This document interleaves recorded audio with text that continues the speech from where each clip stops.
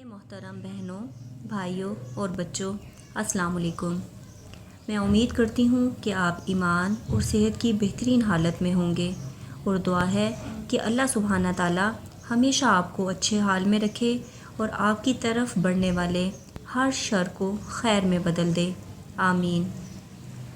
आइए 19वें पारे का खुलासा शुरू करते हैं। इस पारे में सूरह फुरकान, सूरह शोरा और सूरह नमल की 59 आयात शामिल हैं। इस पारे की पहली 2 आयात में अल्लाह ताला फरमाते हैं कि ये काफिर फ़रिश्तों को देखने की आरज़ू तो करते हैं, लेकिन मौत के वक्त जब ये फ़रिश्तों को देखेंगे तो उनके लिए कोई खुशी और मुसरत नहीं होगी, इसलिए कि फ़रिश्ते उन्हें इस मौके पर अज़ाब जहन्नुम की वई सुनाएंगे और कहेंगे, ए खबीस रूह, खबीस जिस्म से निकल। इस पर रूह छुपने की कोशिश करेगी तो फरिश्ते उसे खींच कर निकालेंगे और मारते रहेंगे। इसके बरक्स मोमिन का हाल ये होता है कि फरिश्ते उसे जन्नत और उसकी नेमतों की खुशखबरी सुनाएंगे। हदीस में आता है कि फरिश्ते मोमिन की रूह से कहते हैं, ए पाक रूह जो पाक जिस्म में थी, निकल और ऐसी जगह चल जहाँ अल्लाह की नेमतें हैं। इस तरह वो खुशी खुशी बाहर निकलने के लिए रज़ामंद हो जाएगी। आयत नंबर 27 और 28 में बुरे लोगों से दोस्ती का इंजाम बताया जा रहा है। इरशाद बारी ताला है, और उस दिन जालिम शख्स अपने हाथों को चबा चबा कर कहेगा, हाय काश कि मैंने रसूल सल्लल्लाहु अलैहि वसल्लम की राह इख्तियार की होती। हाय अफसोस, काश कि मैंने फ़लाँ को दोस्त ना बनाया होता। आयत नंबर 30 में अल्लाह ताला इरशाद फरमाते हैं, और रसूल कहेंगे कि ए मेरे परवरदिगार, बेशक मेरी उम्मत ने इस कुरान को छोड़ रखा था। कुरान को छोड़ने की कई सूरतें हैं। पहली ये कि ना कुरान को सुने, ना इस पर ईमान लाए, और दूसरी ये कि पढ़ता भी हो और ईमान भी रखता हो लेकिन इस पर अमल ना करता हो, और तीसरा ये कि ज़िंदगी के मामलात और तनाज़ात में इसके मुताबिक फ़ैसला ना करता हो, और चौथा ये कि इसके मायने में गौर और तदब्बुर ना करता हो, और पांचवा ये कि अमराज में इससे शिफा ना हासिल करता हो। इस वजाहत से हमें मालूम होता है कि हमने भी कुरान मजीद छोड़ा हुआ है। या अल्लाह, हमें अपने करम और फजल से माफ़ फरमा और हदायत अता फरमा। इस सूरत के आखिर में अल्लाह ताला के मखसूस बंदों की 13 सिफ़ात बयान हुई हैं। अगली सूरत सूरत शोरा है। इसमें 227 आयतें और 11 रुकू हैं। इस सूरत का आगाज़ हरूफ मुक़त्ता से होता है। आयत नंबर 3 में अल्लाह ताला इरशाद फरमाते हैं, उनके ईमान न लाने पर शायद आप तो अपनी जान खो देंगे। इस आयत में नबी सल्लल्लाहु अलैहि वसल्लम को इंसानियत से जो हमदर्दी और उनकी हदायत के लिए जो तड़प थी उसका इजहार है। आयत नंबर 10 से 190 तक अंबिया अलैहिमुस्सलाम के किस्से बयान हुए हैं। इन किस्सों की इब्तिदा हज़रत मूसा अलैहिस्सलाम के एक किस्से से होती है। अल्लाह ताला ने उन्हें नबूवत अता फरमाकर फ़िरौन के पास जाने का हुक्म दिया। जब आपने उसे तौहीद की दावत दी तो उसने अपने एहसानात गिनवाए कि मैंने तुम्हारी तरबियत की थी, तुम्हें बड़ा किया। आपने फरमाया, तुम्हें एहसान जतलाने का हक़ कैसे पहुँचता है जबकि तुमने मेरी ही कौम को ग़ुलाम बना रखा है। फिर फ़िरौन ने मूसा अलैहिस्सलाम को कत्ल का वाक़या याद दिलवाया जो इत्तफ़ाक़न आपके हाथों हो गया था। तो आपने फरमाया, मैंने इरादतन वो कत्ल नहीं किया था बल्कि गलती से ये फ़ेल सरज़द हो गया था। फिर फ़िरौन ने तकब्बुर से पूछा, ये रब्बुल आलमीन कौन है? आपने फरमाया, रब्बुल आलमीन वो है जिसने ज़मीन और आसमान पैदा किए और इनमें उसी का हुक्म चलता है। तुम्हें और तुम्हारे आबा-ओ-अजदाद को भी उसी ने पैदा किया। वो सूरज को मशरिक़ से तुलू करता है और मग़रिब में गुरूब करता है। अब जबकि फ़िरौन लाजवाब हो चुका था तो वो धमकियों पर उतर आया और मोर्चा दिखाने के लिए कहा। आपने अपनी लाठी ज़मीन पर डाल दी जो अजदहा बन गई। अपना हाथ कपड़े से बाहर निकाला तो वो सूरज की तरह चमकने लगा।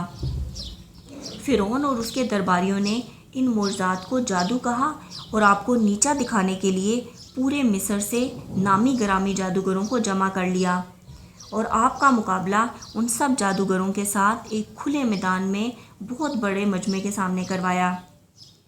جادوگروں نے اپنی اپنی رسیاں زمین پر پھینکی تو وہ سانپ بن گئیں۔ جب آپ نے اپنی لاٹھی یعنی عصا زمین پر پھینکی تو وہ اژدہا بن کر سارے سانپ نگلنے لگیں۔ جادوگروں کو معلوم ہو گیا کہ موسیٰ علیہ السلام کا یہ عمل جادو نہیں بلکہ معجزہ ہے، تو وہ سب سجدے میں گر کر رب العالمین پر ایمان لے آئے۔ حضرت موسیٰ علیہ السلام اللہ کے حکم سے بنی اسرائیل کو رات کی تاریکی میں مصر سے لے کر نکلے۔ فرعون کو علم ہوا تو اس نے اپنے لشکر کے ساتھ تعاقب کیا اور سمندر کے پاس وہ موسیٰ اور بنی اسرائیل کے قریب پہنچ گیا۔ اللہ کے حکم سے سمندر میں راستے بن گئے جن سے گزر کر بنی اسرائیل نجات پا گئے، جبکہ فرعون اپنے لشکر سمیت غرق ہو گیا۔ اس قصے سے سبق ملتا ہے کہ اہل حق کامیاب ہوتے ہیں اور ظالم ہلاک ہو جاتے ہیں۔ دوسرا قصہ حضرت ابراہیم علیہ السلام کا بیان ہوا، جن کے والد آزر اور قوم بتوں کی پوجا کیا کرتی تھی۔ آپ نے بڑی حکمت کے ساتھ انہیں توحید کی دعوت دی، مگر انہوں نے قبول نہ کی۔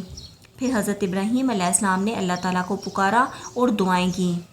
حضرت ابراہیم علیہ السلام کے قصے سے ہمیں یہ سبق ملا کہ انسان کو ہر حال میں اللہ ہی کی طرف رجوع کرنا چاہیے۔ تیسرا قصہ حضرت نوح علیہ السلام کا ہے، جنہوں نے اپنی قوم کو 950 سال تک توحید کی دعوت دی، مگر انہوں نے قبول نہ کی، چنانچہ ان سب کو غرق کر دیا گیا۔ اس قصے سے یہ سبق ملتا ہے، ہدایت اسی کو ملتی ہے جسے اللہ چاہتا ہے۔ چوتھا قصہ حضرت ہود علیہ السلام کا ہے، جو قوم عاد کے نبی تھے۔ یہ لوگ جسمانی قوت، لمبی عمر اور خوشحالی کے اعتبار سے دنیا کی ایک نمایاں قوم تھی۔ انہوں نے بغیر ضرورت کے بڑے بڑے محلات تعمیر کر رکھے تھے۔ انہوں نے بھی دعوت توحید کو ٹھکرا دیا اور عذاب الہی کا شکار ہوئے۔ ان کے قصے سے یہ نصیحت ملتی ہے کہ فضول خرچی، نمود و نمائش، بلا ضرورت تعمیرات اور تکبر کا انجام ہمیشہ برا ہوتا ہے۔ پانچواں قصہ حضرت صالح علیہ السلام کا ہے۔ ان کی قوم کو مادی وسائل، رزق کی فراوانی اور امن حاصل تھا، لیکن انہوں نے اللہ کی نعمتوں کا شکر ادا نہ کیا اور اونٹنی کو قتل کر دیا، جو کہ انہی کے کہنے پر اللہ تعالیٰ نے معجزے کے طور پر عطا فرمائی تھی۔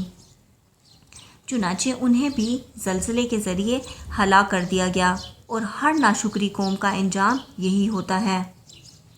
چھٹا قصہ حضرت لوط علیہ السلام کا ہے کہ جن کی قوم بے حیائی اور بدکاری میں حد سے بڑھ گئی تھی، ان پر آسمانوں سے پتھروں کی بارش برسی اور ان کا نام و نشان مٹ گیا۔ ساتواں قصہ حضرت شعیب علیہ السلام کا ہے، جو اصحاب ایکا اور اہل مدین کے پیغمبر تھے۔ ایکا کے معنی گھنا درخت یا جنگل کے ہیں۔ مدین کے نواحی علاقے میں گھنا درخت تھا جس کی یہ پوجا پاٹ کرتے تھے، اور اس کے علاوہ یہ ناپ تول میں کمی کرتے تھے۔ جب سمجھانے کے باوجود باز نہ آئے تو اللہ نے انہیں عذاب دینے کا فیصلہ کیا۔ کئی دن تک سخت گرمی رہی، پھر بادل چھا گئے۔ یہ لوگ ٹھنڈک کے حصول کے لیے بادل کے نیچے جمع ہو گئے۔ بادلوں سے آگ برسنے لگی اور زمین پر زلزلہ طاری ہو گیا، اور یہ دیکھتے ہی دیکھتے کوئلہ بن کر رہ گئے۔ قوم شعیب کا واقعہ ہمیں یہ سبق دیتا ہے کہ حقوق العباد کا خیال نہ رکھنا اللہ تعالیٰ کے عذاب کو دعوت دیتا ہے۔ جس طرح اس سورت کی ابتدا قرآن عظیم کے ذکر سے ہوئی تھی، اسی طرح اس کا اختتام بھی قرآن کریم کے حوالے سے مشرکین کے باطل اعتراضات کی تردید سے ہوا۔ اگلی سورت سورہ نمل ہے۔ یہ مکی سورت ہے۔ اس کی 93 آیتیں اور 7 رکوع ہیں۔ نمل چیونٹی کو کہتے ہیں۔ اس سورت میں چیونٹیوں کا ایک واقعہ بیان ہوا ہے، جس کی وجہ سے اس کو سورہ نمل کہا جاتا ہے۔ اس سورت کی ابتدا بھی حروف مقطعات سے ہو رہی ہے، اور پھر قرآن کی عظمت بیان کی جا رہی ہے۔ بتایا گیا یہ ان لوگوں کے لیے ہدایت ہے جو اہل ایمان ہیں۔ اس کے بعد حضرت موسیٰ، حضرت صالح، حضرت لوط، حضرت داؤد اور ان کے بیٹے حضرت سلیمان علیہ السلام کے قصے بیان ہوئے ہیں۔ حضرت سلیمان علیہ السلام کو اللہ تعالیٰ نے انسانوں، جنوں اور پرندوں پر حکمرانی عطا فرمائی۔ وہ پرندوں کی بولی بھی جانتے تھے۔ ایک دن حضرت سلیمان علیہ السلام کا گزر اپنے لشکر کے ساتھ چیونٹیوں کی وادی کے پاس سے ہوا، تو انہوں نے سنا کہ کہ ایک چونٹی دوسری چونٹی سے کہہ رہی تھی کہ جلدی سے اپنی بلوں میں داخل ہو جاؤ، یہ نہ ہو کہ سلیمان علیہ السلام کا لشکر تمہیں کچل دے۔ چونٹی کی بات سن کر آپ مسکرائے اور اللہ کا شکر ادا کیا کہ اللہ نے مجھ پر کتنا انعام فرمایا ہے کہ میں چونٹی کی بھی گفتگو سن کر سمجھ سکتا ہوں۔ حضرت سلیمان علیہ السلام کے دربار میں باقی پرندوں کے علاوہ ہدہد بھی ہوتا تھا۔ اس نے ایک دن آپ کو ملکہ سبا اور اس کی قوم کے بارے میں اطلاع دی کہ وہ سورج کی عبادت کرتے ہیں۔ آپ نے خط بھیج کر ملکہ سبا کو اپنے دربار میں حاضر ہونے کے لیے کہا۔ ملکہ سبا اپنے مادی اسباب پر بڑا ناز کرتی تھی، لیکن جب اس نے حضرت سلیمان علیہ السلام کے محلات اور جدید ترین ساز و سامان دیکھا تو اسے معلوم ہو گیا کہ وہ ان کا مقابلہ نہیں کر سکے گی، چنانچہ اس نے اسلام قبول کر لیا۔ پارے کے آخر میں حضرت سلیمان علیہ السلام کے بعد حضرت صالح اور حضرت لوط علیہ السلام کا قصہ مختصراً بیان ہوا ہے۔ اس پارے کی روشنی میں مندرجہ ذیل اہم نکات سامنے آتے ہیں۔ نمبر 1، دوسروں کے بارے میں حسن ظن رکھنا ہے۔ نمبر 2، قلب سلیم کے حصول کے لیے زبان کو ذکر کرنے والا اور دل کو شکر گزار بنانا ہے۔